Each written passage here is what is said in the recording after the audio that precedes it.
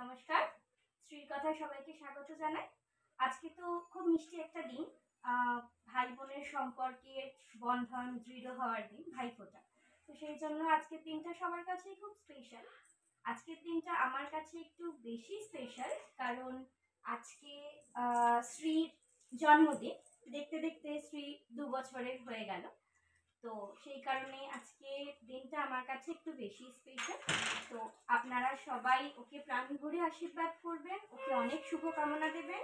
ওর আজকের দিনটা যেন খুব সুন্দরভাবে কাটায়। আমি চাই আপনাদের আশীর্বাদ, ভালোবাসা, শুভকামনা নিয়ে ও ওর জন্মদিনটা পালন করুক, এমনকি ওর জীবনের প্রত্যেক কটা দিন যেন খুব সুন্দর আর মিষ্টি হয়ে ওঠে।